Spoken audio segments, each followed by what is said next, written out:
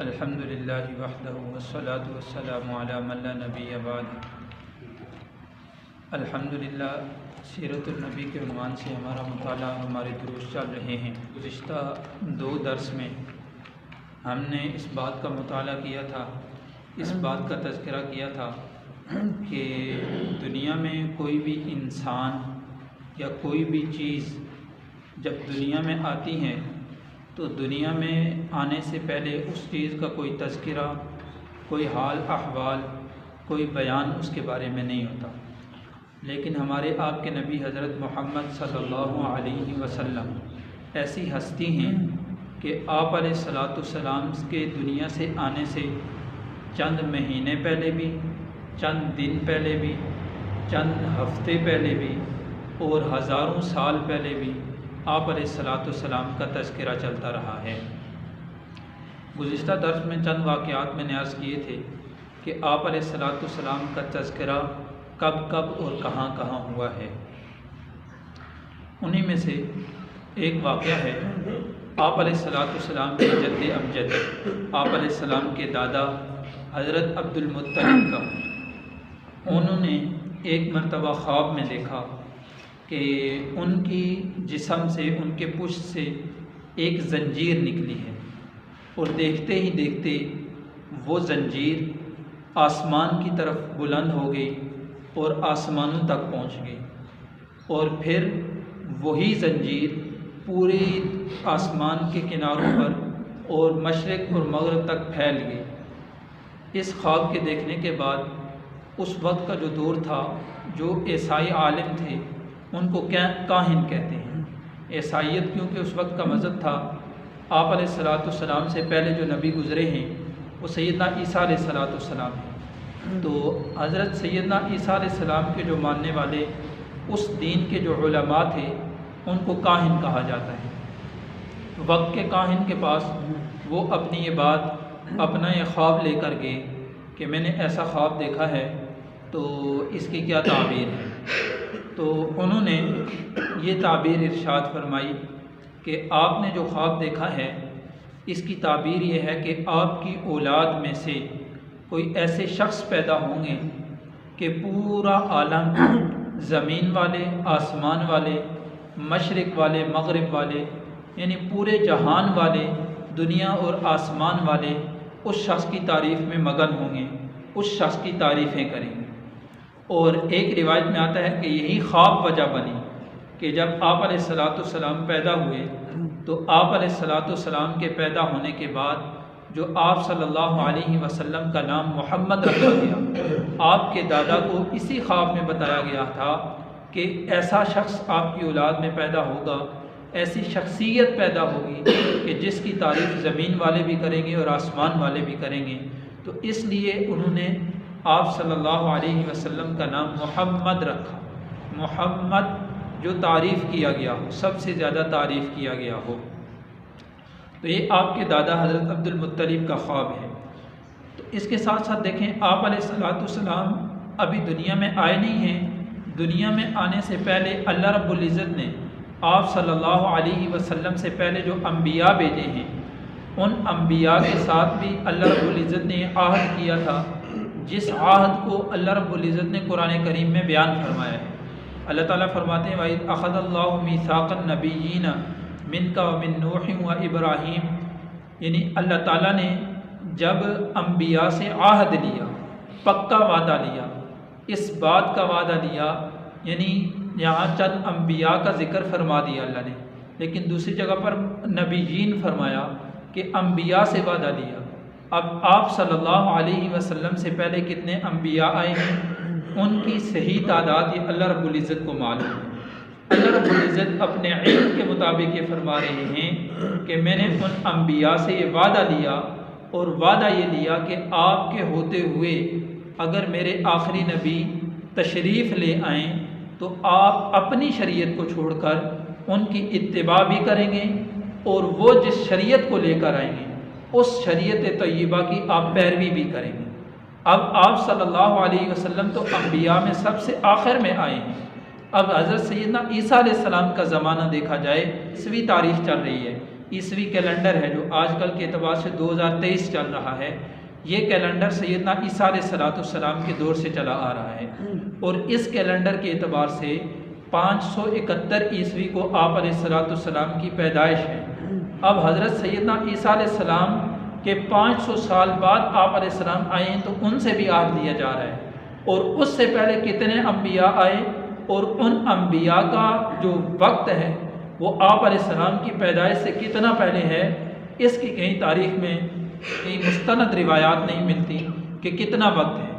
بہرحال اس وقت میں اللہ رب العزت نے انبیاء سے عہد لیا بھی ہے، اور انبیاء کو آپ علیہ السلام کی اطاعت کا بھی کہا ہے۔ اب اس کی مثال ایسے ہی سمجھیں کہ ایک امام صاحب ہوں، وہ اگر اپنی کسی مصروفیت کی وجہ سے کسی دوسرے شخص کو کچھ وقت کے لیے نماز کے لیے متعین کر کے جائیں، تو وہ جب بھی اپنی مصروفیت سے فارغ ہو کر جلدی واپس آ جائیں۔ اگر مثال کے طور پر یہ کہہ دیں کہ میں کل واپس آؤں گا، آپ نے 5 نمازیں میری جگہ پڑھانی ہیں، اب جو نائب کے طور پر نماز پڑھا رہا ہے، اب اگر امام صاحب کل کے بجائے اسی دن واپس آ جائیں، اس کو جو ذمہ داری سونپی تھی اس کی ذمہ داری ختم ہو جاتی ہے، اسی اصل امام کا جو عہدہ ہے، اسی اصل امام کی جو ذمہ داری ہے وہ شروع ہو جاتی ہے۔ تو اس طرح آپ علیہ السلام نے آنا تو بعد میں تھا، لیکن اللہ رب العزت نے انبیاء کو یہ باور کروایا کہ اگر آپ علیہ السلام تشریف لے آتے ہیں تو آپ کو اپنی نبوت، اپنی امامت، اپنی شریعت کو چھوڑ کر آپ علیہ السلام کی شریعت کی اتباع کرنی ہوگی۔ اسی طرح اللہ رب العزت نے ایک عہد الست کا بھی ذکر کیا ہے۔ قرآن کریم کے 9ویں پارے میں ہے کہ اللہ تعالیٰ نے جب روحوں سے عہد لیا تھا، وَإِذْ أَخَذَ رَبُّكَ مِن بَنِي آدَمَ مِن ظُهُورِهِمْ وَذُرِّيَّتَهُمْ، یعنی یہ اللہ رب العزت نے حضرت آدم علیہ السلام اور حضرت آدم علیہ السلام کی جتنی بھی آگے اولاد ہے، قیامت تک اولاد آئے گی، اس تمام اولاد کو اللہ رب العزت نے ان کی روحوں کو چھوٹے چھوٹے جسم دے کر عالم ارواح میں جمع کیا، اور اس میں اللہ رب العزت نے ان تمام روحوں سے پوچھا۔ ان روحوں میں انبیاء بھی ہیں، ان روحوں میں میں اور آپ بھی ہیں، ان روحوں میں آج تک جو لوگ اس دنیا سے چلے گئے ہیں زندگی گزار کر وہ بھی شامل ہیں، اور قیامت کی صبح تک جو انسان اس دنیا میں آئے گا وہ سب کے سب ان روحوں میں شامل تھے۔ اللہ رب العزت نے جب عہد لیا ہے تو اس عہد میں تمام روحوں نے کو جب اللہ نے فرمایا کہ الست بربکم، اس کے جواب میں تمام روحیں خاموش رہی، کیونکہ ان کو پتہ نہ تھا کہ کیا جواب ہے۔ ان میں سب سے پہلی روح جناب نبی کریم صلی اللہ علیہ وسلم کی روح مبارک تھی کہ آپ علیہ السلام نے فرمایا بلا، بے شک کیوں نہیں، آپ ہی ہمارے رب ہیں۔ آپ صلی اللہ علیہ وسلم نے یہ بلا فرمایا، اس کے پیچھے تمام روحوں نے یہ بلا کہا۔ اب جیسے ایک استاد ہوتا ہے، استاد جب اپنے شاگردوں کو کوئی سبق پڑھاتا ہے تو پہلے استاد بولتا ہے، پھر استاد کی اس بولی ہوئی بات کو شاگرد دہراتے ہیں۔ اس طرح آپ علیہ السلام نے بلا پہلے کہا، اور باقی جتنی روحیں تھیں ان سب نے آپ صلی اللہ علیہ وسلم کی اتباع میں بلا کہا۔ گویا کہ آپ صلی اللہ علیہ وسلم اس سے معلم الناس بن گئے ہیں، یعنی پوری انسانیت کے اور تمام کی تمام روحوں کے سرکار اور استاد آپ علیہ السلام بن گئے ہیں۔ تو یہ تمغہ بھی آپ علیہ السلام کو اللہ رب العزت نے عطا فرمایا ہے۔ اب اس میں ایک روایت ہے، اللہ کے نبی صلی اللہ علیہ وسلم فرماتے ہیں ان اللہ قرأ و سورہ یاسین، اللہ رب العزت نے سورہ طٰہٰ اور سورہ یاسین کی تلاوت فرمائی۔ کب تلاوت فرمائی؟ یعنی قبل ان یخلق الخلق بألف عام، مخلوق کو پیدا کرنے سے 1000 برس پہلے اللہ رب العزت نے سورہ طٰہٰ اور سورہ یاسین کی تلاوت فرمائی۔ اب اس میں ایک بات یہ ہے کہ باقی جتنی بھی چیزیں ہیں، آسمان ہے، زمین ہے، اس میں جو بھی زمین کی مخلوقات ہیں، انسان ہے، حیوانات ہیں، چرند اور پرند ہیں، بلکہ ایک تحقیق کے مطابق کہ 10,000 سے اوپر اس مخلوق کی قسمیں ہیں۔ اب انسان یہ ایک قسم ہے، اسی طرح جانوروں میں قسمیں ہیں، اور جتنی اللہ کی مخلوق ہیں یہ اللہ کی مخلوق کی قسمیں ہیں۔ پھر اس میں دیکھیں تو آسمان اور آسمان کے اوپر کی جو چیزیں ہیں وہ بھی اللہ رب العزت کی مخلوق ہیں۔ تو ان تمام مخلوق کو پیدا کرنے سے 1000 سال پہلے اللہ رب العزت نے سورہ یاسین جو قرآن کریم کے 22ویں پارے میں ہے اس کی تلاوت فرمائی، اور سورہ طٰہٰ جو قرآن کریم کے 16ویں پارے میں ہے اس کی تلاوت فرمائی، کیونکہ یہ قرآن کریم جو ہے یہ اللہ رب العزت کی صفت ہے، یہ مخلوق نہیں ہے، یہ اللہ رب العزت کا کلام ہے، اللہ رب العزت کی ذات سے نکلا ہے۔ جس طرح اللہ رب العزت ہمیشہ سے ہیں، ہمیشہ رہیں گے، اسی طرح اللہ رب العزت کا یہ کلام، اللہ رب العزت کی یہ صفت بھی ہمیشہ سے ہے اور ہمیشہ رہے گی۔ اب اللہ کے نبی فرماتے ہیں کہ اللہ رب العزت نے مخلوق کو پیدا کرنے سے 1000 برس پہلے ان صورتوں کی تلاوت فرمائی، اور ان صورتوں کے شروع میں کیا ہے؟ طٰہٰ ما انزلنا علیک القرآن لتشقی، یعنی طٰہٰ ما انزلنا علیک القرآن لتشقی، اے اللہ کے نبی ہم نے یہ قرآن آپ پر اس لیے نہیں اتارا کہ آپ اپنے آپ کو مشقت میں ڈال دیں، یعنی اس میں کیا ہے کہ ابھی کسی دنیا کی کسی چیز کو وجود نہیں ملا، اس سے پہلے اللہ رب العزت خود تلاوت فرما رہے ہیں اور اس تلاوت میں اپنے نبی صلی اللہ علیہ وسلم کو خطاب کر رہے ہیں کہ یہ ہم نے اس لیے نہیں اتارا کہ اپنے آپ کو مشقت میں ڈال دیں۔ تو دوسری جگہ جو سورہ یاسین ہے اس میں اللہ رب العزت نے فرمایا یاسین والقرآن الحکیم انک لمن المرسلین، یعنی 1000 برس پہلے دنیا کی تمام مخلوق کو پیدا کرنے سے 1000 برس پہلے تلاوت ہو رہی ہے، اور اللہ رب العزت تلاوت کرتے ہوئے فرما رہے ہیں انک لمن المرسلین، اے نبی جی بے شک آپ رسولوں میں سے ہیں۔ اب باقی تمام مخلوق نہیں ہے، باقی تمام مخلوق کے پیدا ہونے کو بھی ابھی 1000 برس باقی ہیں، تب بھی اللہ رب العزت تلاوت فرما رہے ہیں، کلام پاک کی تلاوت فرما رہے ہیں، اور خطاب اور تذکرہ جناب محمد الرسول اللہ صلی اللہ علیہ وسلم کا ہو رہا ہے۔ تو یہ آپ علیہ السلام کی عجیب شان ہے، ابھی دنیا میں آئے نہیں ہیں، اللہ رب العزت نے تذکرے پہلے سے شروع فرما دیے ہیں۔ اسی طرح ایک روایت ہے، حضرت سیدنا ابو ہریرہ رضی اللہ تعالیٰ عنہ راوی ہیں، حضرت سیدنا ابو ہریرہ رضی اللہ تعالیٰ نے عرض کی اللہ کے رسول متی وجبت لک النبوہ، اللہ کے رسول آپ کو نبوت کب ملی ہے؟ جیسے کہ باقی انبیاء کو اللہ رب العزت نے نبوت کا تاج، نبوت کا منصب عطا فرمایا ہے، کسی کو کچھ عمر میں، کسی کو کس عمر میں، یعنی ان حضرت ابو ہریرہ رضی اللہ تعالیٰ نے جو عرض کیا ان کا مقصود کیا تھا کہ وہ عمر کا پوچھنا چاہ رہے تھے کہ کس عمر میں ملی ہے، 30 سال کی عمر میں ملی ہے، 40 سال کی عمر میں ملی ہے، اس کے بعد ملی ہے، اس سے پہلے ملی ہے؟ تو اس پر اللہ کے نبی صلی اللہ علیہ وسلم نے عجیب ارشاد فرمایا، آپ علیہ السلام نے ارشاد فرمایا کنت نبیا و آدم بین الماء والطین، میں اس وقت مجھے نبوت مل چکی تھی، نبوت کا تاج اس وقت اللہ رب العزت نے میرے سر پر سجا دیا تھا، ابھی حضرت آدم علیہ السلام پانی اور مٹی کے درمیان تھے، گویا کہ حضرت آدم علیہ السلام اس کائنات کے پہلے انسان ہیں جن کو اللہ رب العزت نے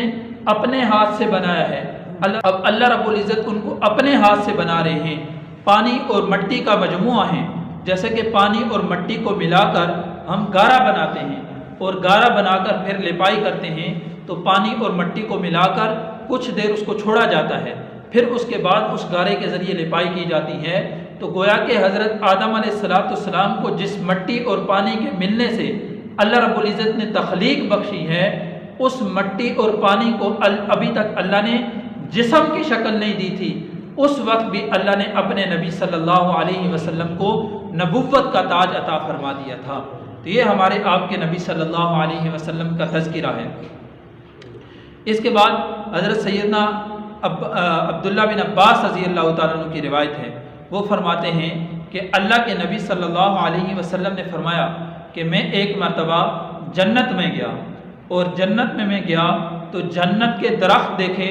اور ان درختوں پر پتے دیکھے، جیسے عمومی طور پر درخت ہوتے ہیں اور ایک درخت کے ساتھ ہزاروں پتے، سینکڑوں پتے ہوتے ہیں، انہوں نے فرماتے ہیں کہ میں درخت اور ان درختوں کے پتے دیکھے، اور ان پتوں پر میں نے لکھا ہوا دیکھا لا الہ الا اللہ محمد الرسول اللہ۔ اب اللہ نے جنت بنائی ہے، اس جنت کے جو درخت بنائے ہیں ان کے پتوں پر بھی اللہ نے اپنے نام کے ساتھ اپنے حبیب صلی اللہ علیہ وسلم کے نام کو جوڑا ہے۔ اس کے بعد ایک روایت میں آتا ہے اللہ کے نبی صلی اللہ علیہ وسلم فرماتے ہیں کہ محنت میں گیا اور جنت کی دیواروں پر میں نے 3 سطریں لکھی ہوئی دیکھی۔ پہلی سطر جنت کے دیواروں پر سونے کے پانی کے ساتھ لکھی ہوئی ہے۔ پہلی سطر میں لکھا ہوا ہے لا الہ الا اللہ محمد الرسول اللہ، یعنی اللہ کا نام اور اللہ کے نام کے ساتھ اللہ کے حبیب جناب محمد الرسول اللہ صلی اللہ علیہ وسلم کا نام جنت میں لکھا ہوا ہے۔ اور پھر دوسری سطر میں اللہ فرماتے ہیں کہ لکھا ہوا ہے ما قدمنا وجدنا، جو ہم نے آگے بھیجا، یعنی دنیا کی زندگی میں رہتے ہوئے جو چیزیں ہم نے آگے بھیجی، صدقہ کر کے مال آگے بھیجا، اعمال کر کے وہ اللہ رب العزت کے ہاں بھیجے، وہ ہم نے یہاں پر آ کر پا لیے۔ ما قدمنا وجدنا، جو ہم نے آگے بھیج دیا وہ ہم نے پا لیا۔ وما اکلنا ربحنا، دنیا میں رہتے ہوئے جو اللہ نے رزق ہمیں دیا تھا اس رزق میں سے جو ہم نے کھا لیا وہ ہمارا نفع میں رہا، یعنی وہ ہم نے نفع حاصل کر لیا، اس رزق سے نفع حاصل کر لیا، اللہ کی نعمت کو کھا کر اس سے نفع حاصل کر لیا۔ وما خلفنا خسرنا، اور جو ہم نے پیچھے چھوڑ دیا وہ خسارے میں رہ گیا۔ تو عمومی طور پر یہی ہوتا ہے کہ انسان اپنی زندگی میں کچھ مال صدقہ کر کے، زکوٰۃ ادا کر کے، نفلی صدقات کر کے، اعمال کر کے آگے بھیجتا ہے تو وہ تو اللہ کے ہاں پہنچ جاتا ہے، اللہ کے ہاں محفوظ ہے، جب انسان جائے گا اس کو مل جائے گا۔ لیکن ایک وہ ہے کہ جو اللہ نے انسان کو رزق دیا ہے، اب رزق انسان نے استعمال کر دیا، کھانے پینے کی اشیاء اللہ نے عطا فرمائی ہیں وہ انسان نے کھا لی، اسی طرح پہننے کے لیے لباس دیا ہے وہ انسان نے پہن لیا، اسی طرح استعمال کی چیزیں اللہ نے دی ہیں وہ انسان نے استعمال کر دی، تو کیا فرمایا کہ ربحنا، جو ہم نے استعمال کر لیا وہ نفع میں رہا۔ وما خلفنا خسرنا، اور جو ہم نے چھوڑ دیا، کیونکہ یہ مال و متاع یہ کسی انسان کو اتنا ہی نفع دے سکتا ہے جب تک اس کی زندگی ہے، جب موت آ جاتی ہے تو یہی مال و دولت، یہی جائیداد، یہی عہدے اور ڈگریاں، یہی کمایا ہوا مال، یہ سارا اولادوں کے پاس، وارثوں کے پاس چلا جاتا ہے۔ اب اس انسان کے جسم سے روح نکل گئی، اس کا کچھ فائدہ نہیں ہے اس کو۔ اور دوسری سطر میں یہ لکھا ہوا ہے، اور تیسری سطر میں لکھا ہوا ہے امت مذنبۃ ورب غفور، امت تو بہت گناہ گار ہے لیکن اللہ رب العزت بہت زیادہ بخشنے والے ہیں۔ اس لیے انسانیت میں اللہ تعالیٰ نے نیکی کا مادہ بھی رکھا ہے اور گناہ کا مادہ بھی رکھا ہے۔ اللہ رب العزت نے 30ویں پارے کی سورۃ الشمس میں قسمیں کھا کر اللہ تعالیٰ نے فرمایا ہے فَأَلْهَمَهَا فُجُورَهَا وَتَقْوَاهَا، ہم نے انسان کے اندر گناہ کا مادہ بھی رکھا ہے اور نیکی کا مادہ بھی رکھا ہے۔ انسان سے گناہ بھی ہو جاتے ہیں لیکن کمال یہ ہے کہ انسان گناہوں سے بچ کر نیکی کی زندگی گزارے، لیکن اگر کہیں گناہ ہو بھی جائیں تو انسان کو اپنے رب کے سامنے گڑ گڑانا چاہیے، رب سے توبہ کرنی چاہیے۔ امت تو گناہ کرے گی لیکن رب بہت بخشنے والا ہے، اس لیے اپنے گناہوں کا بوجھ سر پہ لے کے بیٹھنا نہیں چاہیے، اپنے گناہوں کو اپنے رب کے سامنے مانگ کر معاف کروانا چاہیے۔ یہ جنت میں جو تذکرہ ہے وہ بھی آپ صلی اللہ علیہ وسلم کا تذکرہ ہے۔ اس کے بعد آپ صلی اللہ علیہ وسلم کے دادا حضرت عبد المطلب ایک مرتبہ حتیم میں آرام فرما رہے ہیں، کیونکہ بیت اللہ کے متولی تھے، بیت اللہ کی دیکھ بھال، بیت اللہ کی خدمت انہوں نے اپنے ذمے لے رکھی تھی۔ کعبہ ہے، کمرہ ہے پورا، اور ایک اس کے گرد یوں گول سی دیوار بنی ہوئی ہے جہاں اوپر سے میزاب رحمت بھی ہے اور حتیم ہے، تو اس میں آرام فرما رہے ہیں۔ جب آرام کر کے اٹھے تو دیکھا کہ داڑھی میں کنگھی کی ہوئی ہے اور بالوں میں تیل لگا ہوا ہے، حالانکہ جب سوئے تھے تو انہوں نے خود تو لگایا نہیں تھا، جب اٹھے تو اس وقت یہ حالت ہے۔ اس وقت کی جو کاہن تھی اس کے پاس گئے اور سارا ماجرا بیان کیا، تو اس نے کہا کہ آپ کو یہ اللہ رب العزت کی طرف سے یہ اشارہ ہے کہ آپ نکاح کریں، آپ شادی کریں، کیونکہ یہ لگتا ہے کہ آپ کے جو پیشانی میں، کیونکہ پہلے بھی میں نے عرض کیا تھا کہ آپ علیہ السلام کے جتنے بھی آباء و اجداد گزرے ہیں، اللہ رب العزت نے ان کی پیشانی میں ایک عجیب سا نور رکھا تھا کہ پہلی امت کے جو اللہ نے نشانیاں بیان فرمائی ہیں، پہلی امت کے جو علماء تھے عیسائی کتابوں کو جاننے والے، وہ ان کو دیکھ کر پہچان جاتے تھے کہ آپ علیہ الصلوۃ والسلام کے خاندان، یعنی اس خاندان سے آگے کوئی بڑی ہستی آنے والی ہے۔ تو ان کی پیشانی میں نور نبوت بھی چمک رہا تھا۔ تو اس کاہنہ نے کہا کہ آپ کو یہ اللہ کی طرف سے شادی کا حکم ہے کہ آپ جلد از جلد نکاح فرمائیں، کیونکہ اللہ رب العزت آپ کی اولاد میں سے ایک عظیم شخصیت کو دنیا میں بھیجنے والے ہیں۔ تو حضرت عبد المطلب نے اس کے بعد نکاح فرمایا، فاطمہ نامی ایک عورت ہیں، ان سے نکاح فرمایا، اور ان سے حضرت عبد المطلب کی جو اولاد ہوئی، اس اولاد میں آپ علیہ الصلوۃ والسلام کے والد محترم جناب حضرت عبداللہ بھی ہیں، انہی کی اولاد میں۔ پھر جب ایک اور خواب، ایک روایت میں آتا ہے کہ ایک اور خواب میں حضرت عبد المطلب کو بتایا گیا، ان کو یہ حکم فرمایا گیا کہ آپ اپنے اس بیٹے حضرت عبداللہ کی شادی کر دیں، ان کا نکاح کریں۔ اور روایت میں یہ بھی آتا ہے کہ یہ بھی حکم ملا کہ ان کا نکاح بنو زہرہ میں کریں، جو حضرت سیدہ آمنہ رضی اللہ تعالیٰ عنہا کا یہ خاندان ہے، مدینہ طیبہ میں یہ قبیلہ ہے۔ تو اس خواب پر جناب عبد المطلب اپنے بیٹے جناب عبداللہ کو لے کر چلے، طیبہ میں جا کر ان سے بات کی، تو وہ ان نے اس رشتے کو قبول فرمایا۔ اس پر آپ صلی اللہ علیہ وسلم کے والد جناب عبداللہ کا نکاح سیدہ آمنہ سے ہو گیا، اور اسی پر جناب عبد المطلب نے انہی کے خاندان سے کہا تھا کہ میں اپنے ساتھ بھی اپنی رشتہ داری، یعنی اپنا تعلق بھی آپ کے خاندان کے ساتھ قائم کرنا چاہتا ہوں۔ تو جناب نبی کریم صلی اللہ علیہ وسلم کی والدہ کی چچا زاد بہن ایک تھی، جس کے ساتھ جناب عبد المطلب نے نکاح فرمایا۔ گویا کہ والد اور بیٹے دونوں نے ایک ہی خاندان میں ایک ہی وقت میں نکاح فرمایا، اور کیسا ببرکت نکاح تھا۔ آج لوگ کہتے ہیں کہ ایک ہی وقت میں اگر دو شادیاں ہوں تو وہ باری ہو جاتی ہیں، یا مختلف طرح کے اقوال لوگ کہتے ہیں، لیکن کیسا ببرکت نکاح تھے دونوں۔ ایک نکاح میں جناب عبداللہ کے نکاح سے جناب محمد الرسول اللہ صلی اللہ علیہ وسلم کو اللہ نے وجود بخشا، جو دونوں جہاں کے دولہا ہیں، تمام جہانوں کے سردار ہیں۔ اور جناب عبد المطلب کے اس نکاح سے اللہ رب العزت نے حضرت سیدنا حمزہ رضی اللہ تعالیٰ عنہ کو وجود بخشا،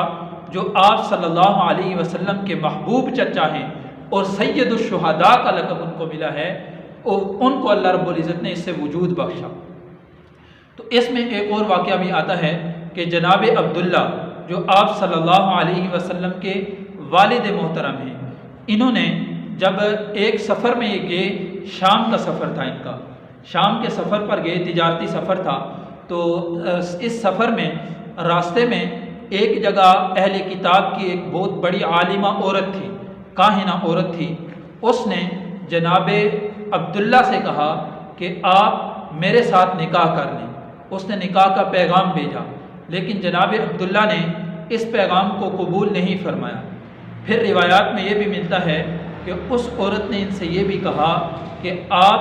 میرے ساتھ میاں بیوی والا تعلق قائم کر لیں، اس کی جتنی قیمت آپ مانگیں گے وہ قیمت میں دینے کو تیار ہوں۔ لیکن جناب عبداللہ یہ آپ علیہ السلام کے والد ہیں، تو اللہ رب العزت نے جس آپ علیہ السلام کی بنسبت اس نسب کو ایسا پاک اور صاف کر رکھا تھا کہ اس نسب پر کوئی بھی انگلی اٹھانے کو ضرورت نہیں کر سکتا، ایسا پاکیزہ اور طیب نسب ہے یہ۔ تو انہوں نے فرمایا کہ شریف آدمی جو ہے، ان الکریمہ، یعنی شریف آدمی جو ہے وہ اپنے نفس کی بھی حفاظت کرتا ہے، وہ اپنے عزت کی بھی حفاظت کرتا ہے۔ تو دون عرض ہی، یعنی اپنی عزت کو بچانے کے لیے اگر موت بھی آ جائے تو وہ موت کو قبول کر لیتا ہے، لیکن اپنی عزت پر دبا نہیں آنے دیتا، اپنی عزت کو داغدار نہیں ہونے دیتا۔ تو جناب عبداللہ نے اس عورت کی اس بات کو رد فرما دیا۔ جب ابھی تو اس سفر میں چلے گئے، لیکن دوبارہ جب کچھ عرصے بعد اسی جگہ پر پڑاؤ ہوا، تو پھر اس عورت کی جو آگے سہیلیاں تھیں یا کچھ جاننے والی عورتیں تھیں، انہوں نے اس سے کہا، اس عورت سے، کہ وہی نوجوان، وہی قریشی جس کو تم نے نکاح کا کہا تھا، وہ آج پھر اسی جگہ آیا ہے، اگر تم چاہتی ہو تو ہم اس سے بات کریں کہ تمہارے ساتھ وہ نکاح کر لیں۔ تو وہ کیونکہ اہل کتاب کی عالمہ عورت تھی، کاہن عورت تھی، تو اس نے کہا کہ پہلے میں ایک نظر جناب عبداللہ کو دیکھ لوں۔ اس نے جب آ کر دیکھا تو جناب عبداللہ کو اس نے کہا کہ اب میں اس سے نکاح نہیں کرتی، اگرچہ یہ مجھے کچھ مال بھی دے دے، جو مال میں کہوں وہ دے دے، تب بھی میں اس سے نکاح نہیں کرتی۔ تو ان عورتوں نے کہا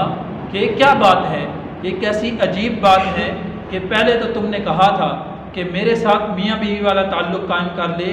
جو منہ مانگے گا، جو کچھ مانگے گا، جتنی رقم مانگے گا وہ دینے کو میں تیار ہوں، لیکن اب اگر ہم بات کریں تو اب تم کہتی ہے کہ وہ جتنی رقم دے دیں تو میں اس پر تیار نہیں ہوں۔ تو اس عورت نے کہا کہ میں ایسی ویسی عورت نہیں ہوں، اصل بات یہ تھی کہ ان کی پیشانی میں نور نبوت چمک رہا تھا۔ جب ان کو پہلے میں نے دیکھا تھا تو ان کی پیشانی میں نور نبوت چمک رہا تھا، جس کی وجہ سے میں نے ان سے کہا تھا کہ یہ مجھ سے نکاح کر لیں تاکہ وہ نور نبوت میرے وطن کی طرف منتقل ہو جائے اور وہ نبوت کا جو وراثت ہے، نبوت کی جو گود ہے وہ میری گود بن جائے، اس لیے میں نے کہا تھا۔ لیکن اب تو ان کا وہ نور نبوت وہ منتقل ہو چکا ہے۔ تو اس وقت جناب عبداللہ یہ اس وقت سیدہ آمنہ رضی اللہ تعالیٰ عنہ سے نکاح کر چکے تھے، اور اس نکاح کے بعد وہ نور نبوت سیدہ آمنہ کی طرف منتقل ہو چکا تھا۔ یہ اللہ کے نبی صلی اللہ علیہ وسلم تھے، تو آپ اسی نور سے آپ علیہ السلام کو اللہ تعالیٰ نے وجود بخشا ہے۔ تو یہ ہمارے نبی صلی اللہ علیہ وسلم کا تذکرہ ہے۔ اب دیکھیں تو دنیا ابھی بنی نہیں ہے، اللہ نے انسانیت کو، مخلوق کو وجود نہیں بخشا، اس سے پہلے اللہ رب العزت نے اپنے نبی صلی اللہ علیہ وسلم کا تذکرہ فرمایا ہے۔ اور پھر جناب سیدنا آدم علیہ السلام کا جب نکاح ہوا تو اس وقت بھی تعارف فرمایا، اور پھر ان کے توبہ جب قبول ہوئی اس وقت بھی تعارف فرمایا، اور باقی جو انبیاء آئے ان سے اللہ رب العزت نے عہد جو لیا ہے اس عہد میں بھی جناب نبی کریم صلی اللہ علیہ وسلم کا تعارف فرمایا ہے۔ اور پھر آپ علیہ السلام کے دنیا میں آنے سے پہلے کئی مرتبہ بادشاہوں کو، انبیاء کو، صلحاء کو، اتقیاء کو، آپ علیہ السلام سے پہلے جتنے بھی اہل علم حضرات گزرے ہیں ان کو خواب میں اور نشانیوں کے ذریعے جناب نبی کریم صلی اللہ علیہ وسلم کا تعارف، آپ علیہ السلام کی شخصیت کا تعارف کروایا۔ جیسے سورج جب طلوع ہوتا ہے تو اس کے طلوع ہونے سے پہلے ہلکی ہلکی روشنی جیسے پھوٹتی ہے، وہ یہ خبر دیتی ہے کہ سورج طلوع ہونے والا ہے۔ اسی طرح آپ علیہ السلام کے دنیا میں آنے سے پہلے ان نشانیوں کے ذریعے، ان چھوٹی چھوٹی نشانیوں اور ان خبروں کے ذریعے دنیا والوں کو یہ بتا دیا کہ دنیا والوں ایسی شخصیت آنے والی ہے جس شخصیت کا دنیا میں کوئی ہمسر نہیں ہے، جس شخصیت کا دنیا میں کوئی مد مقابل نہیں ہے۔ یہ جناب نبی کریم صلی اللہ علیہ وسلم کی زندگی اور آپ علیہ السلام کی سیرت ہے، اور اسی زندگی اور سیرت کو اللہ رب العزت نے فلاح اور کامیابی کا ضامن اور فلاح اور کامیابی کے لیے آئیڈیل قرار دیا ہے۔ تو اللہ رب العزت سے دعا ہے کہ اللہ رب العزت ہمیں سیرت طیبہ کو سمجھ کر آپ علیہ السلام سے سچی محبت نصیب فرمائے، آپ علیہ السلام سے عشق نصیب فرمائے، اور آپ علیہ السلام کی پیروی کرنے کی توفیق عطا فرمائے۔